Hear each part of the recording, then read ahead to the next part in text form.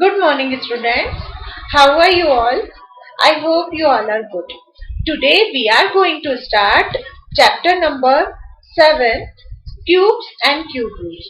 Students, in our last video class, we have completed chapter number 6, Squares and Square Roots, which is somehow related to cubes and cube roots. How is it related? We will see in the discussion. Cube numbers. The cube of a number is that number raised to the power 3. If x is a number, then x cube is equal to x into x into x.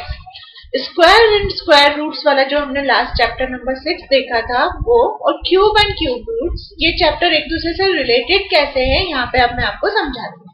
आपने squares में देखा था किसी भी number में same number का into करने पे, यानी कि एक ही नंबर को 2 टाइम्स इंटू करने पे जो हमें नंबर मिलता है वो गिवन नंबर का स्क्वायर कहलाता है।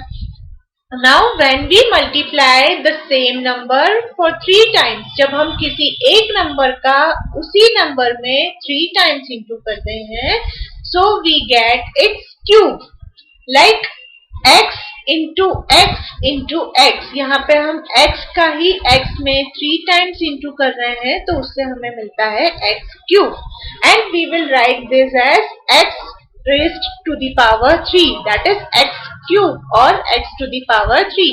जब हम किसी नंबर का सेम नंबर में 3 टाइम्स इंटू करते हैं तो हमें जो नंबर मिलता है वो गिवन नंबर का क्यूब कहलाता है और इसे हम x क्यूब से डिनोट करते हैं। If a natural number m can be expressed as n cube, where n is also a natural number, then m is called the cube of n। यदि m एक ऐसा नंबर है जिसे हम n cube के form में लिख सकते हैं, where m and n both are natural numbers, then m is called cube of n। Suppose यहाँ पे मैंने नंबर लिया 2, n की वैल्यू मैंने ली है 2, then 2 cube, that is 2 into 2 into 2, 2 2s are 4, 4 2s are 8, so the value of m will be 8, so 8 is cube of 2, then m is called the cube number of n, that is 8 is called the cube number of 2. Numbers like 1, 8, 27 are cube numbers of the numbers 1, 2 and 3 respectively। यदि हम numbers की starting से बात करते हैं तो 1 का जो cube होता है वो 1 ही होता है, because 1 का हम कितने भी times multiply करें 1 में हमें 1 ही आंसर मिलता है। So the cube number of 1 is 1, cube of 2 is 8, because when we multiply 2 for 3 times we get 8, and the cube of 3 is 27, because when we multiply 3 into 3 we get 27. All perfect cube numbers are obtained by multiplying a number by itself 3 times। कोई भी perfect cube number हमें कब मिलता है? जब हम किसी number का सेम नंबर में 3 टाइम्स इंटू करते हैं तब हमें एक परफेक्ट क्यूब मिलता है।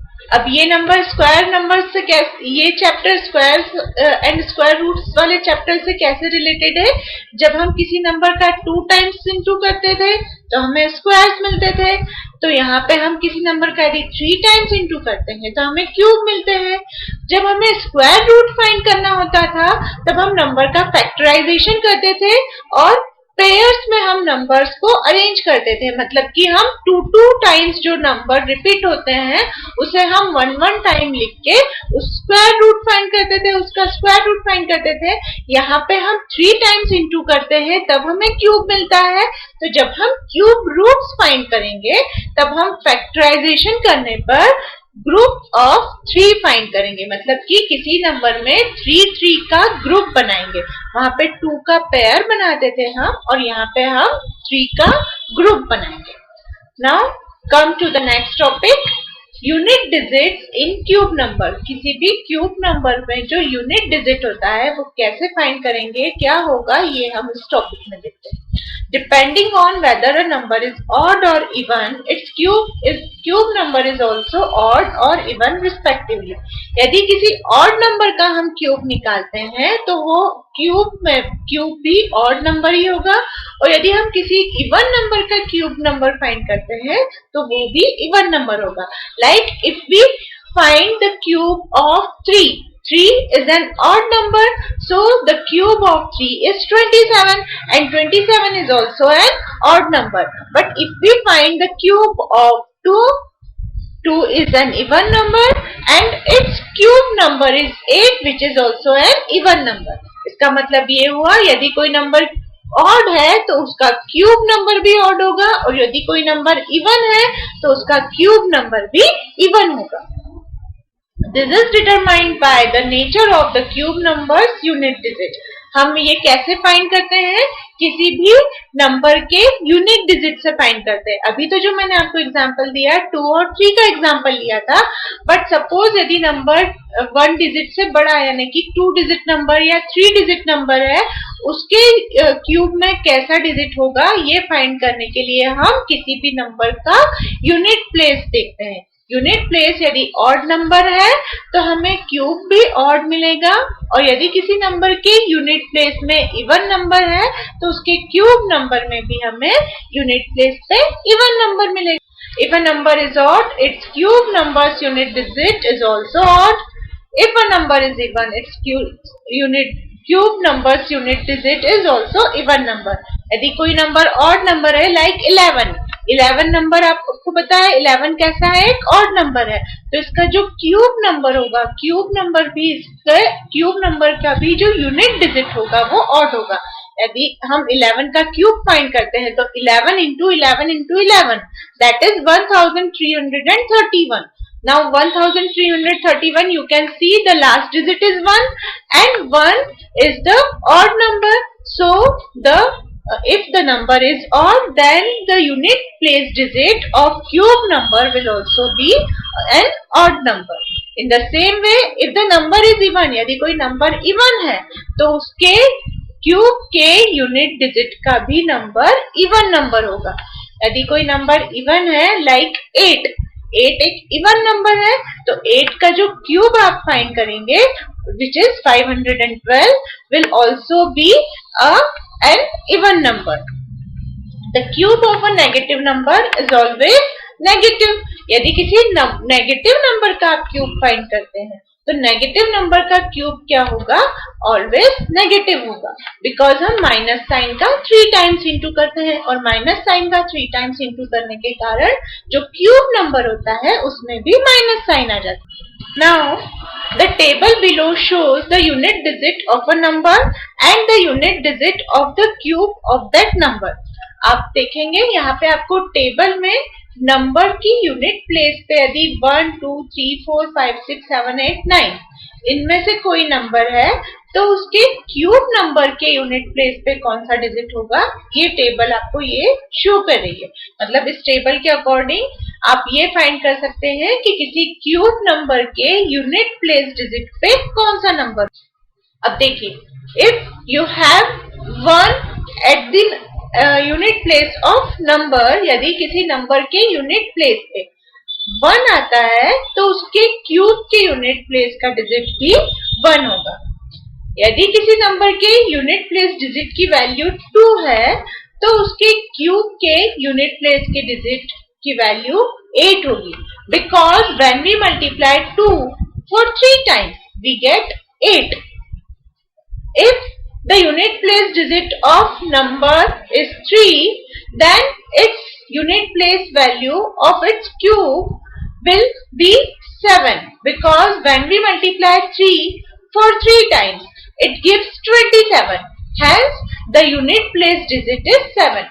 जब किसी नंबर के यूनिट प्लेस में 3 होता है तो उसके क्यूब के यूनिट प्लेस पे 7 होता है, बिकॉज जब हम 3 का क्यूब फाइंड करते हैं, 3 का क्यूब 27 है, यूनिट प्लेस पे 7 है, इसलिए किसी भी नंबर, सपोज यहाँ पे मैंने 13 कर दिया, 23 कर दिया, 53 कर दिया, 103 कर दिया, कोई भी आप नंबर लेंगे और यदि उसका क्यूब फाइंड करेंगे तो क्यूब के यूनिट प्लेस डिजिट पे हमेशा 7 होगा। अब यदि यूनिट किसी नंबर के यूनिट प्लेस पे 4 है तो उसके क्यूब के यूनिट प्लेस डिजिट की वैल्यू 4 ही होगी। यदि किसी नंबर के यूनिट प्लेस पे 5 है तो उसके क्यूब नंबर के यूनिट प्लेस पे भी 5 होगा। यदि किसी नंबर के यूनिट प्लेस पे 6 है तो उसके क्यूब के यूनिट प्लेस पे भी 6 रहेगा। यदि किसी नंबर के यूनिट प्लेस पे 7 है तो उसके क्यूब के यूनिट प्लेस डिजिट पे 3 होगा। यदि किसी नंबर के यूनिट प्लेस पे 8 है तो उसके क्यूब के यूनिट प्लेस पे 2 होगा। यदि किसी नंबर के यूनिट प्लेस पे 9 है तो उसके क्यूब के यूनिट प्लेस पे भी 9 होगा। अब यहाँ पे आप देख सकते हैं इफ द डिजिट इज 1 तो उसके क्यूब के यूनिट प्लेस पे भी 1 में सेम होता है। 4, 5, 6 एंड 9 ये 5 नंबर्स ऐसे हैं 1, 4, 5, 6, 9 and 0. 0 is not here, but if the unit place digit is 0, then the unit digit of cube number will also be 0. यदि किसी नंबर के यूनिट प्लेस पे 0 है तो उसके क्यूब के यूनिट प्लेस पे भी हमेशा 0 ही आता है। So 0, 1, 4, 5, 6 and 9 are such numbers which give the same digits at unit place of cube numbers. 0, 1, 4, 5, 6 और 9 ये ऐसे डिजिट्स हैं, ऐसे नंबर्स हैं जिनका हम क्यूब भी फाइंड करते हैं तो उनकी यूनिट प्लेस पे सेम नंबर होता है। 2 और 8 ये दोनों ऐसे नंबर है जो एक दूसरे से एक्सचेंज हो जाते हैं। देखिए 2 यदि यूनिट प्लेस पे है तो उसके क्यूब के यूनिट प्लेस पे 8 होता है और यदि किसी नंबर के यूनिट प्लेस पे 8 है तो उसके क्यूब के यूनिट प्लेस पे 2 आ जाता है। 3 और 7 इन दोनों को यदि आप देखेंगे तो यदि किसी नंबर के यूनिट प्लेस पे 3 है तो उसके क्यूब के यूनिट प्लेस पे 7 होगा और यदि किसी नंबर के यूनिट प्लेस पे 7 है तो उसके क्यूब के यूनिट प्लेस पे 3 हो जाएगा। तो सिर्फ 2, 8 ऐसे नंबर्स होते हैं जिनकी वैल्यूज चेंज होती है और 3 और 7 ऐसे नंबर्स हैं जिनकी वैल्यूज एक दूसरे से एक्सचेंज होती है और बाकी सारे नंबर्स ऐसे हैं जिनकी वैल्यू सेम रहती है। यूनिट प्लेस पे यदि 1 है तो इसके क्यूब के यूनिट प्लेस पे भी 1 रहेगा। 4 है तो यूनिट प्लेस क्यूब के यूनिट प्लेस पे भी 4। यदि किसी नंबर के यूनिट प्लेस पे 5 है तो क्यूब के यूनिट प्लेस पे भी 5। 6 है तो 6, 9 है तो 9। Inside cube numbers, adding consecutive odd numbers, 1 is equal to 1, that is 1 cube. 3 plus 5 is 8, which is equal to 2 cube. 7 plus 9 plus 11, that is 27, which is equal to 3 cube. 13 plus 15 plus 17 plus 19 is equal to 64, which is equal to 4 cube. 21, 23, 25, 27, 29. When we add these numbers, we get sum as 125, which is equal to 5 cube. We can see from the above pattern, if we need to find the n cube, n consecutive odd numbers will be needed such that their sum is equal to n cube. This pattern holds true for all natural numbers. बेटा यहाँ पे हम क्या देख रहे हैं, यहाँ पे एक पैटर्न फॉलो हो रहा है। वो पैटर्न किस तरह से है, यहाँ पे आप देखेंगे हम n नेचुरल नंबर्स को प्लस कर रहे हैं। n नेचुरल नंबर्स को मीन्स जब यदि हमें 1 का क्यूब फाइंड करना है, 1 that is only one single number, so we add only 1. 1 is equal to 1 और 1 का क्यूब भी क्या होता है 1. Now we want to find 2 cube, 2, so we will add next 2 odd numbers. अब 1 के बाद के next 2 odd numbers 3 and 5. When we add 3 plus 5 we get 8 and 2 cube is also 8. Now next we want to find 3 cube, 3. So we will add for next 3 odd numbers. अब 5 के बाद के next 3 odd numbers कौन से होंगे 7, 9 and 11. When we add 7, 9 and 11 we get the sum as 27 and the value of 3 cube is also 27. Next number is 4 cube, 4. So we will add next 4 consecutive odd numbers. अब 11 के बाद के next 4 consecutive odd numbers कौन से होंगे 13, 15, 17 and 19. When we find the sum of these numbers, we get 64 and 4 cube is also 64. Next number is 5 cube. 5 cube, that is 125. And to find the 5 cube, we will add the next consecutive odd numbers. Now after 19, the next odd number is 21, 23, 25, 27 and 29. When we add these numbers, we get the sum as 125 which is equal to 5 cube.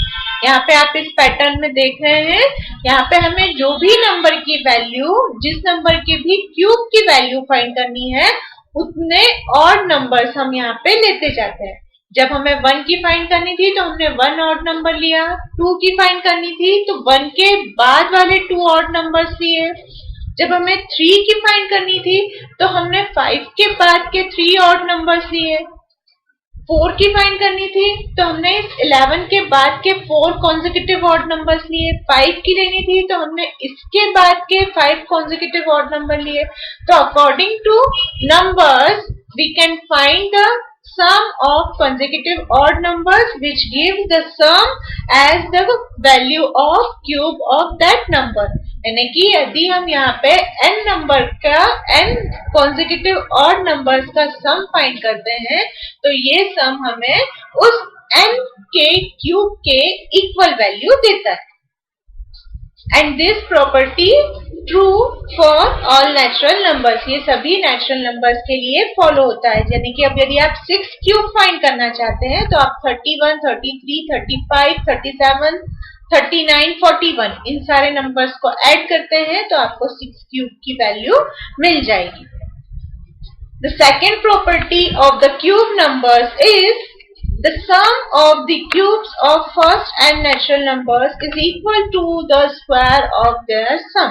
यानी कि जब हम 1 cube, 2 cube, 3 cube up to n cube इन सब numbers का सम करते हैं, यानी कि हम क्यूब नंबर्स का सम फाइंड करते हैं, वो किसके इक्वल होता है?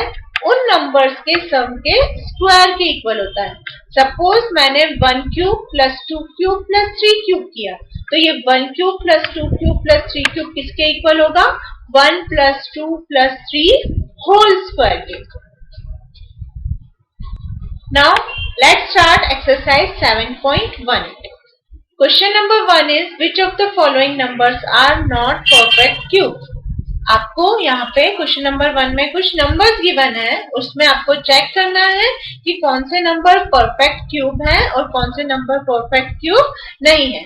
इस क्वेश्चन में हम क्या करेंगे, जो भी नंबर हमें गिवन है उसका हम फैक्टराइजेशन करेंगे। प्राइम फैक्टराइजेशन में यदि 3 के ग्रुप में नंबर्स बनते हैं, यदि 3 के ग्रुप में नंबर्स बनते हैं, 3 नंबर्स का ग्रुप बनता है, उस केस में आपको गिवन नंबर जो होगा परफेक्ट क्यूब होगा। और यदि नंबर्स का 3 का ग्रुप नहीं बनता है तो वो एक परफेक्ट क्यूब नहीं होगा। So come to the question. First number is 216. First of all, we will find the factors of 216. This 216 is divided by 2. So first of all, we will divide by 2. We get 108. Again, we will divide it by 2. We get 54. When we divide this 54 by 2, we get 27. Now 27 is not divisible by 2. We will divide this by 3. We get 9. When 9 is divided by 3, we get 3, and when we divide 3 by 3, we get 1. So the factors of 216 are 2 into 2 into 2, that is group of 3, into 3 into 3 into 3, that is again group of 3. यहाँ पे आप देख रहे हैं जब आपने 216 का prime factorisation किया है तो आपको 2 भी 3 टाइम्स मिला है और 3 भी 3 टाइम्स मिला है। मतलब यहाँ पे 2 का भी एक ग्रुप बन गया है जो कि 3 टाइम्स है और 3 का भी एक ग्रुप बन गया है। In the above factorization 2 and 3 have formed a group of 3, thus 216 is a perfect cube. In the next number, we have to find out the factors of 128. Now, when we divide this 128 by 2, we get 64. Then divide 64 by 2, we get 32. 32 divided by 2 is 16. 16 divided by 2 is 8. 8 divided by 2 is 4. 4 divided by 2 is 2, and 2 divided by 2 is 1. Hence, in the prime factorization of 128, we have the numbers 2 only, and this 2 repeats for 7 times. 1, 2, 3, 4, 5, 6 and 7. यहाँ पे आप देख रहे हैं जब हमने 128 का prime factorisation किया है तो सिर्फ 2 ही रिपीट हो रहा है, नंबर 2 ही रिपीट हो रहा है, जो कि 7 टाइम्स रिपीट हो रहा है। अब ये जब 7 टाइम्स रिपीट हो रहा है तो फर्स्ट 3 का हमने एक ग्रुप फॉर्म कर दिया, नेक्स्ट 3 का हमने एक ग्रुप फॉर्म कर दिया, बट लास्ट में एक 2 बच जाता है। अब ये जो एक 2 बच रहा है जिसका कि ग्रुप नहीं बन पा रहा है, इस वजह से 128 is not a perfect cube. Prime factorization of 128 is 2 into 2 into 2, 2 into 2 into 2 into 2. Here 2 is left without making a group of 3. Thus 128 is not a perfect cube. Now come to the next question. Question number 2 is find the smallest number by which each of the following numbers must be multiplied to obtain a perfect cube. आपको यहाँ पे कुछ numbers given है जिसमें आपको वो least number find करना है जिसका इनटू करने से आपको परफेक्ट क्यूब नंबर मिल जाए। जैसे कि फर्स्ट नंबर आपको गिवन है 243. 243 is not a perfect cube. Is not a perfect cube, but by which number it should be multiplied to make it a perfect cube. ये एक perfect cube number नहीं है, but हमें वो smallest number find करना है जिससे हम यदि 243 में into करते हैं तो हमें एक perfect cube number मिल जाना चाहिए. So first of all we will find out the factors of 243. हम इसका prime factorization करेंगे. Now 243 is an odd number which is not divisible by 2, so we will divide this by 3. When we divide 243 by 3, we get 81. 81 divided by 3 is 27. 27 divided by 3 is 9. 9 divided by 3 is 3. And 3 divided by 3 is 1. So, the factors of 243 is 3 into 3 into 3 into 3 into 3. अब आप यहाँ देख रहे हैं 3 का एक group तो बन गया है, 3 टाइम्स रिपीट हो रहा है, उसका एक ग्रुप तो बन गया है जिसे आपने 3 क्यूब लिखा, बट यहाँ पे बाद में जो 2 3 बच रहे हैं उसमें आपको किस नंबर से इंटू कर रहे हैं कि जिससे ये 3 का एक ग्रुप बन जाए। Again we have to multiply by 3. यदि हम इन दोनों 3 में एक 3 का और इंटू कर देते हैं तो यहाँ पे 3 का ग्रुप बन जाएगा. सो the number 3 is required to make 3 into 3 a group of 3, that is 3 into 3 into 3. यानी कि यहाँ पे वो छोटे से छोटा नंबर 3 है जिसका कि हम इस 3 into 3 में मल्टीप्लाई कर देते हैं तो हमें 3 टाइम्स मिल जाएगा, यानी कि 3 का एक ग्रुप बन जाएगा.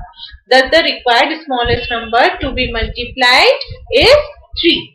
Now come to the next number which is 256. Again we will find out the factors of 256.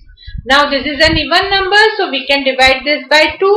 We get 128. 128 divided by 2, we get 64. Divided by 2, 32. When divide 32 by 2, we get 16. 16 divided by 2 is 8. 8 divided by 2 is 4. 4 divided by 2 and 2 divided by 2 is 1. So the prime factorization of 256 gives us a group of 2. Again a group of 2. Here you can see 3 times 2 make a group. 3 times 2 again make a group. But this 2 cannot make a group because there are 2 only for 2 times. यहाँ पे आप देख सकते हैं यहाँ पे 3 times 2 repeat नहीं हो रहा है, only 2 times 2 रिपीट हो रहा है, इसलिए हम 3 का ग्रुप नहीं बना पा रहे हैं. बट ये 3 का ग्रुप कब बनेगा? जब हम इसमें 2 से इंटू कर देंगे. So here a number 2 is needed to make 2 into 2 a group of 3, that is 2 into 2 into 2. यहाँ पे हम जब इस 2 into 2 में एक और 2 का इंटू करते हैं तब ये हमें एक ग्रुप देगा 3 का. So the required smallest number to be multiplied is 2. Now come to the next number. Question number 3. Find the smallest number by which each of the following numbers must be divided to obtain a perfect cube. अब बेटा last question में आपने देखा वो least number आपको find करना था जिससे मल्टीप्लाई करने पे आपको एक परफेक्ट क्यूब मिल जाए।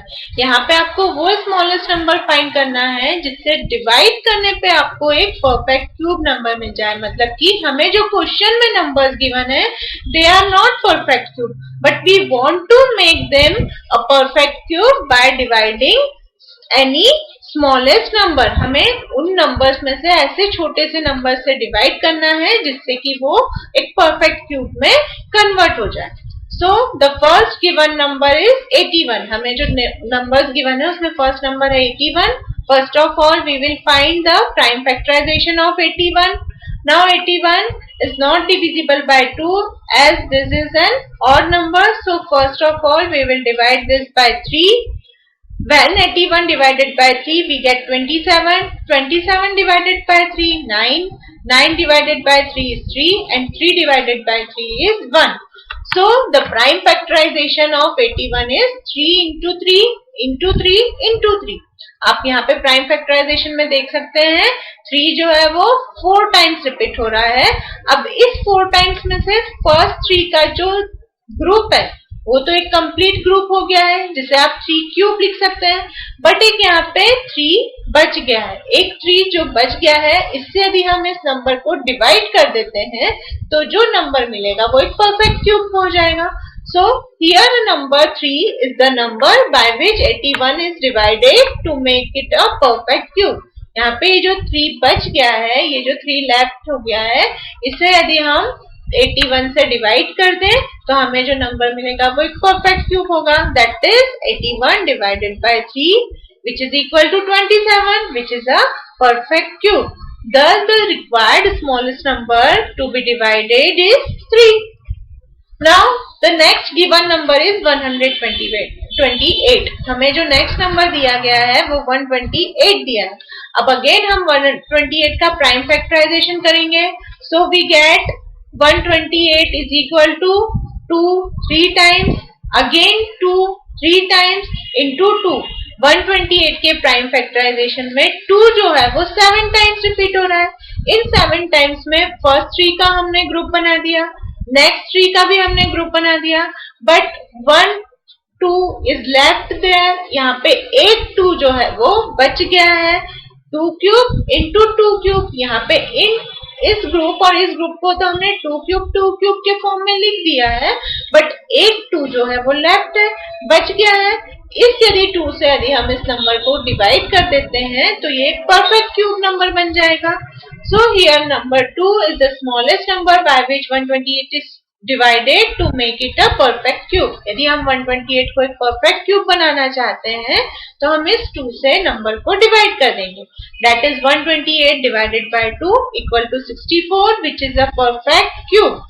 Thus 2 is the smallest required number.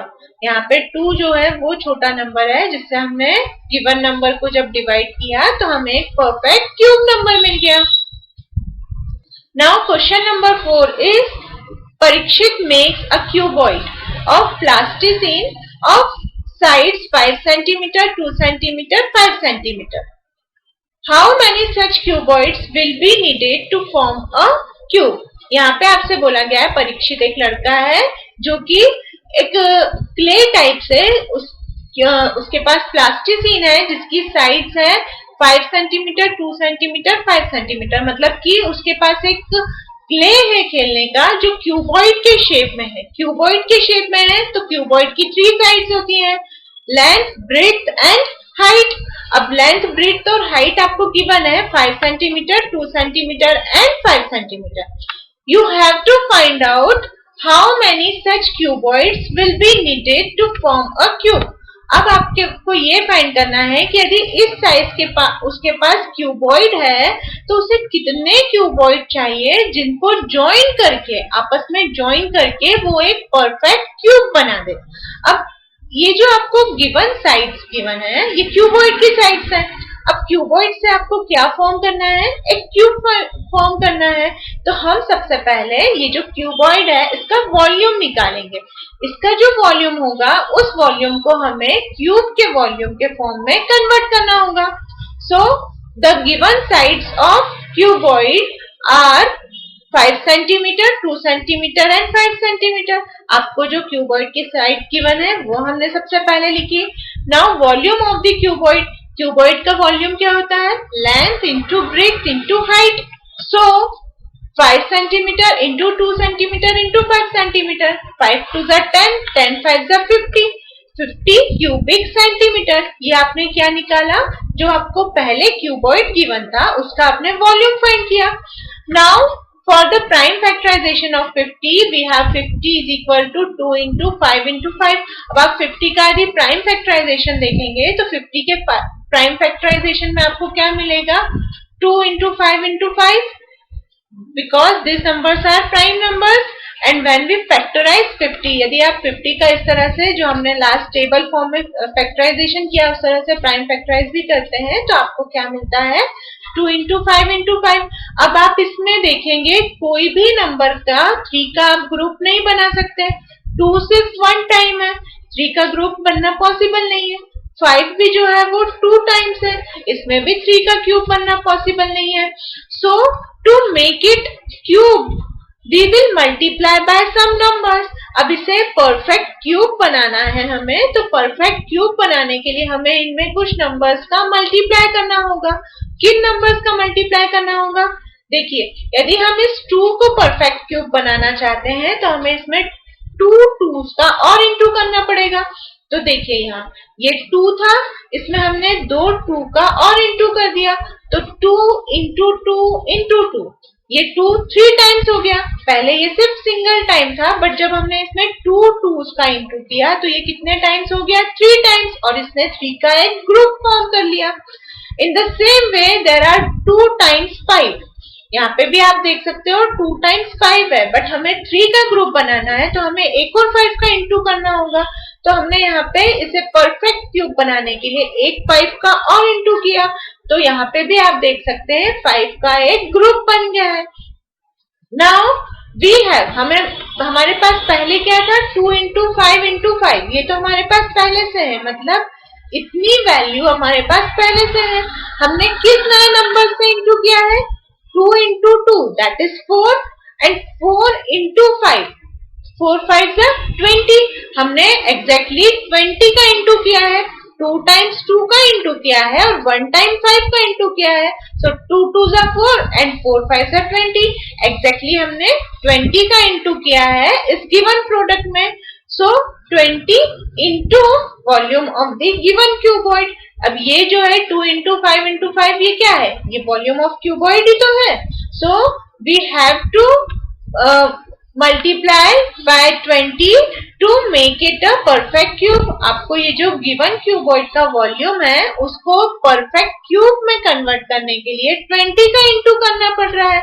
अब 20 का इंटू करना पड़ रहा है, that is we have to add numbers of cuboids 20, यानी कि हमें एग्जैक्टली कितने क्यूबॉइड्स चाहिए? Number of cuboid should be 20 to make it a perfect cube.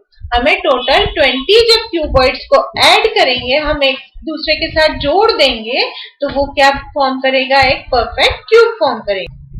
Here we have completed exercise 7.1. In the next class, we will continue this chapter with exercise 7.2.